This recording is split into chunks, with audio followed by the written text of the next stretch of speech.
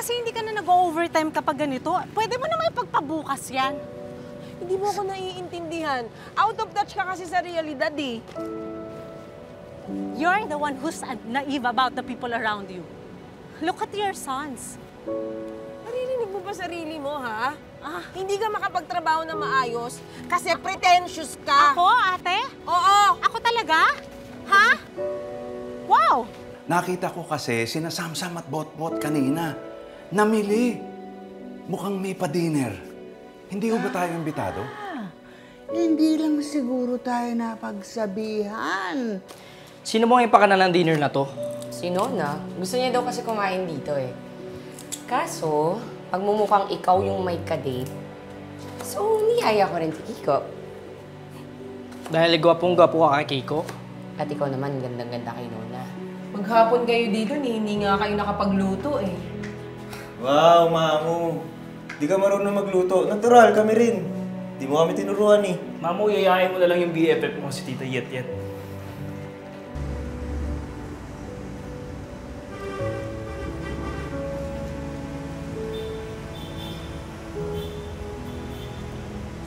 Kakain kami sa labas. Sama ka, tara.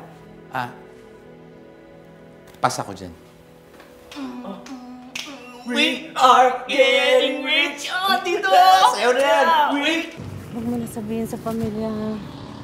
I don't want them to get worried and Tita. overthink. Tita?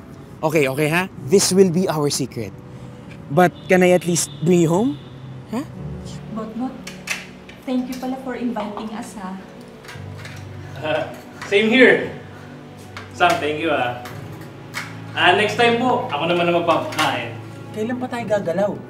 Kung kailan may kakompetensya na? Kung kailan may nakaisip na mas magandang pangalan kaysa sa brum-brum? Gaya ng paspas hatid, hatid, dar na hatid. Ako nang bahala sa gastos ng mga bagong motorsiklo. Marami kayong contact, kaya kayo na mag-outsource ng mga riders. Tsaka, yan lang naman ang ambag niyo eh.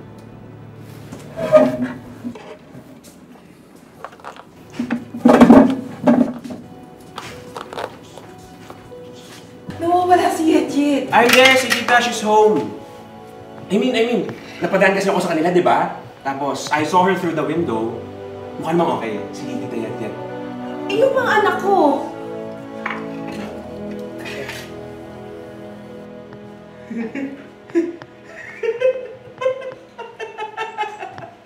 Chiki!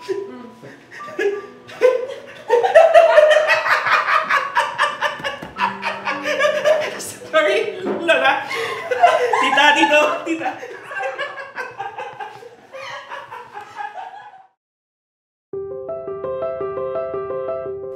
Ito kami. Ang apelyido namin, Tangi.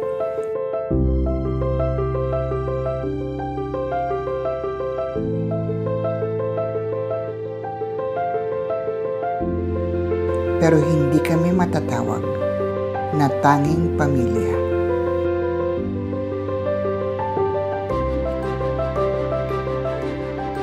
Ito ang aming kwento.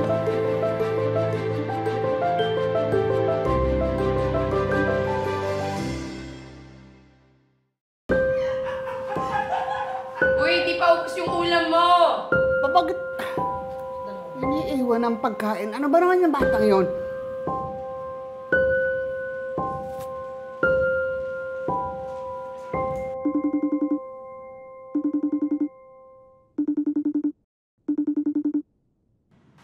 Hello, mahal.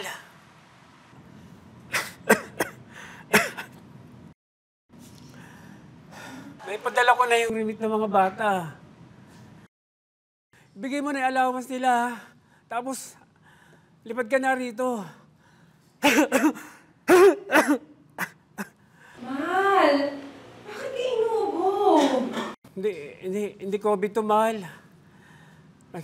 Negative test ako sa virus. Tawagan na uli kita mamaya.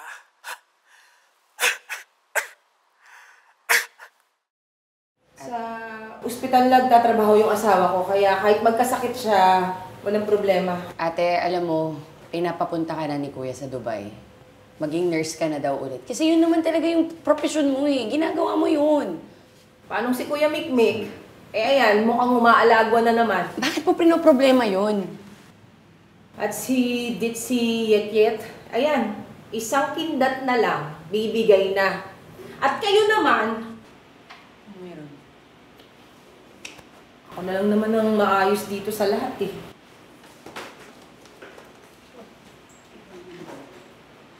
Ano ginawa ko?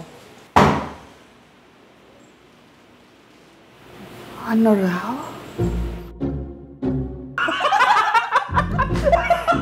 Tito Mikmik Lodi! Tito Mikmik Lodi! Tito Mikmik Lodi! Tapos naging Tito Mikmik Labo!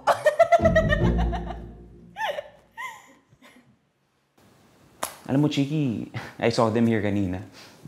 You know, Hexie was here snuggling beside Dad like you used to.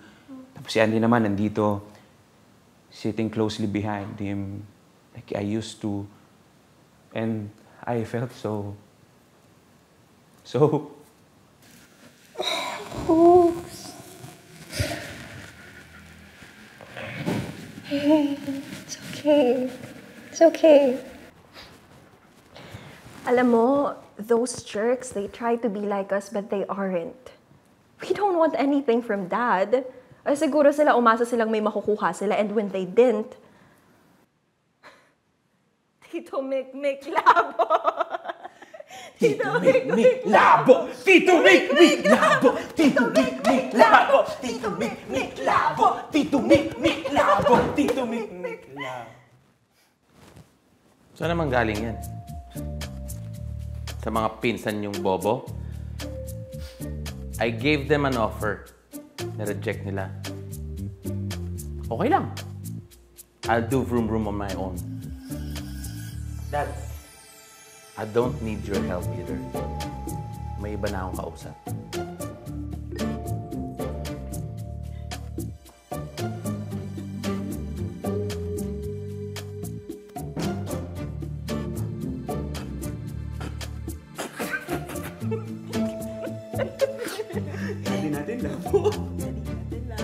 Dati na!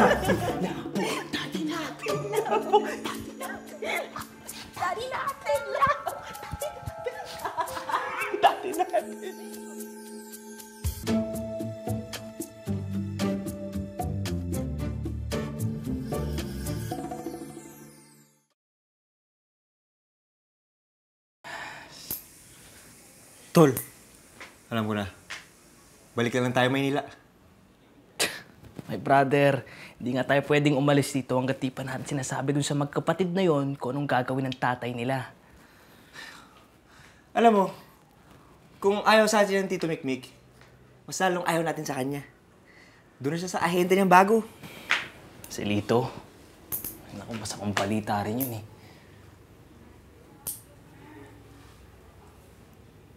Madaling pa ang langit. Uy, atin na nga yan.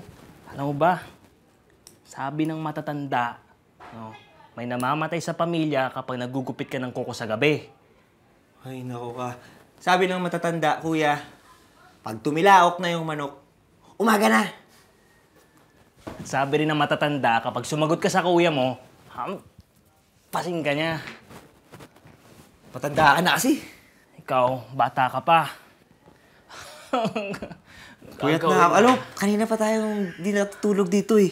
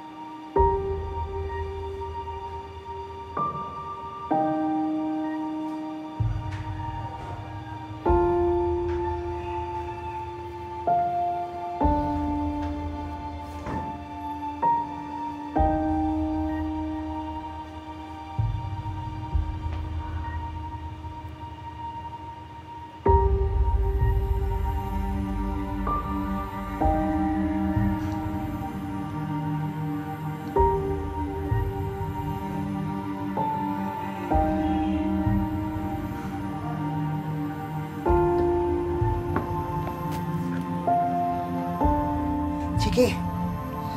Chiki, uy! Chiki! Bakit doon natulog sa sala ang kapatid mo? Chiki? Tito Mick Labo. Tito Mick Labo.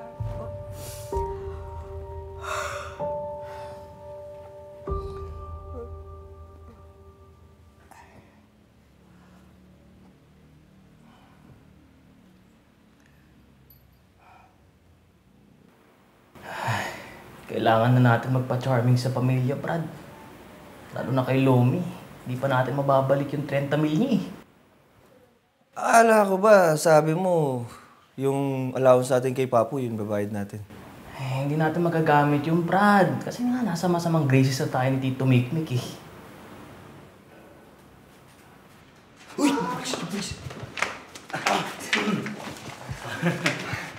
Good morning, Lomi! Medyo makalat lang po ha, bago.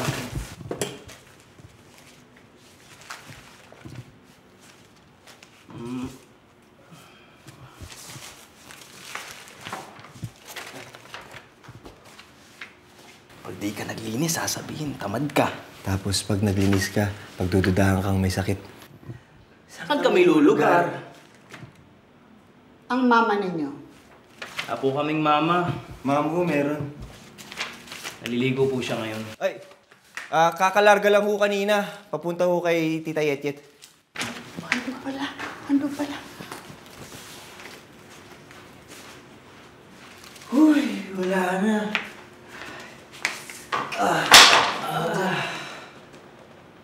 Kuya. Hanggang kailan ba tayo magiging ganito? Hanggang di na tayo sasabit kay Tito Mikmik.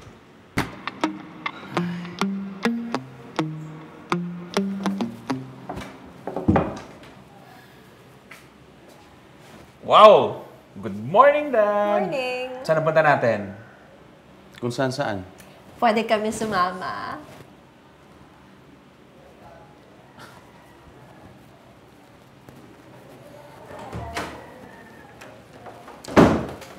Mukhang hindi talaga siya magsasalita eh. Kailangan na talaga natin kausapin si Andy. Whether we like it or not.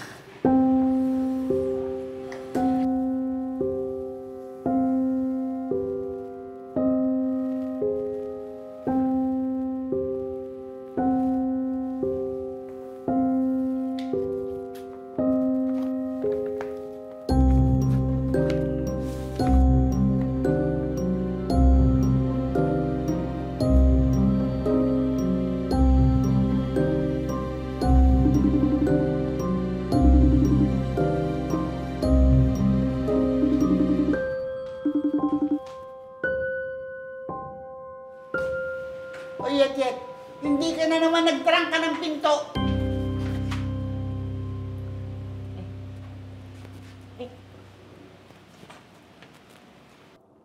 Hi, magandang mom!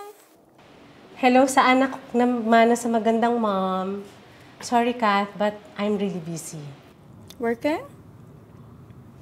Wait. What's that on your face? Is that paint? Ew! I told you I was busy, didn't I? I'll call you back, okay? I love you. I love you back, magandang mom.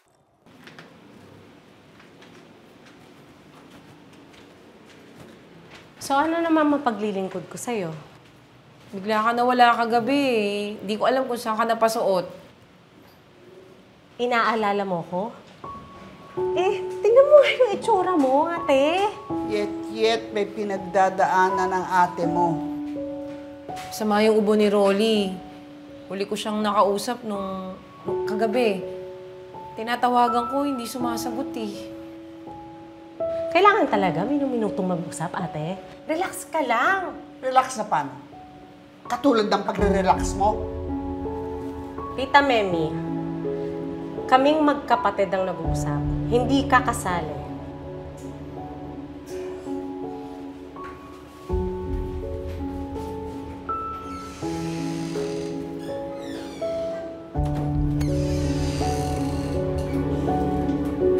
Pwede bang dito dito muna kami.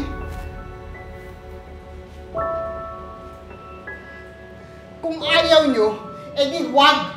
Pabalik na lang ako ng Baguio. Yes. Kailan ho? Ngayon na? I'm sorry, Lindo. Pero talagang hindi ko maiiwan ang mga anak ng Kuya Manman.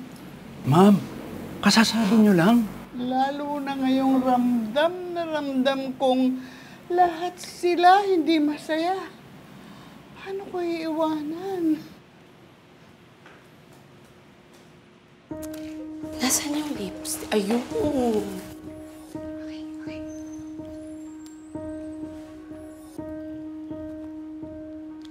Para saan yan? Bahali ka na kay Kiko. Bakit? Inggit ka? Bakit naman ako maiinggit? Dapat nga sa akin ka maiinggit eh. Dahil? Dahil ano? Dahil malapit ko na kay Labi yun si Nona. Hindi ko naniniwala. At pag sinagot niya na ako, which is alam ko naman na sasagutin niya ako, magpaplano na kami ng kasal.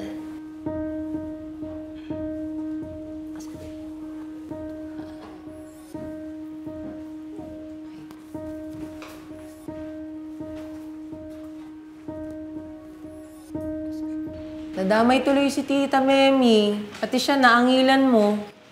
She had it coming, I must say. Overstaying na nga siya. Sausaw pa ng sausaw. Minsan, pagtatanggol ka. Tapos ako. Tapos ang kambal. Ewan ko ba? Imbes na makatulong, lalo pa nakakagulo eh. Totoo naman na may pinagdadaanan ako. Nagigilty nga ako kay Rolly. Kasi matagal ko na siyang hindi nakakamusta. Ayan pala, may sakit na. Mas inuna ko pa yung problema ni Kuya Mikmik sa kanyang mga anak. Parang baliktad. Parang ang mga anak ni Kuya ang may problema sa kanya.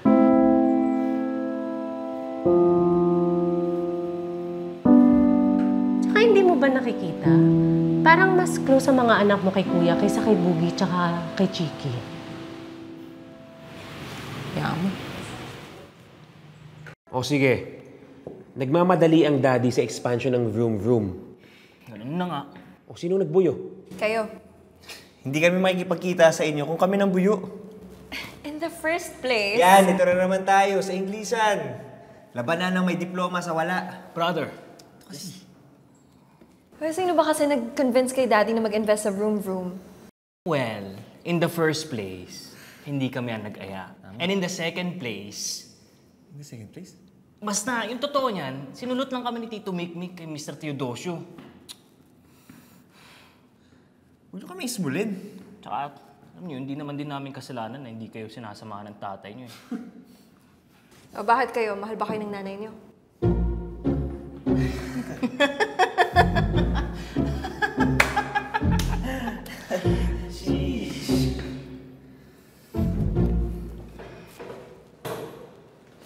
Bahala kayo dyan.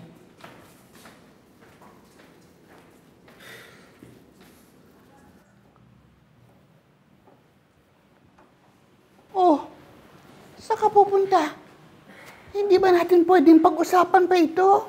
Lola Memi, wala na po kaming gagawin dito. Nakausap na po namin lahat ng dapat namin kausapin. Diba, Chiki? Opo eh. We have to go na, Lola. But we'll see each other soon. Babalik naman kami, Lola Memi. Dadalawin ka po namin. Daddy! Dad. Behave, ha? No more get-rich-quick schemes na. Aba, sa pagyaman ko uling ito, kayong dalawa naman ang makikinabang eh. You sound so sure, Dad. Hindi lang sure. Sure na sure. Kaya siguraduhin yung hindi papaso ang mga passport ninyo para bago kayo magsipag-asawa, makabiyahe tayo around the world. Sige na, Dad. Baka kailangan na kami doon. Love you, Dad. I'm gonna miss Babe, just like what Chiki said. Alam mo na yan, Dad. Ingat kayo. Lola. Ako nang dadala nito sa baba. Ikaw naman. Pwede Indo. Bago ako umalis, sabihin ako sa'yo. Oh, kapag nagkatuluyan kayo ni Lola Meme, ha? Huwag mo kung kalimutan kong bidahin sa kasal, ha? Ako talaga eh. Teka nga pala. Paano kayo pupunta sa estasyon ng bus? Saan kayo sasakay? Vroom, vroom. Sige na, Dad. Baka maliit kami sa bus, okay? Alam mo naman dito. Next time, we'll see each other soon. Lola Meme. Kailangan. Kikita ulit tayo. Chiki, let's go. Dad.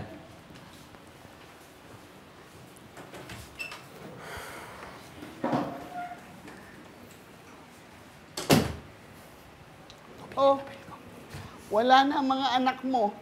Libreng-libre ka na makipag-meeting kina Andy at Exie rito. Hindi na, tita. Wala na akong connection sa kanila. Kanya-kanya na kami ngayon.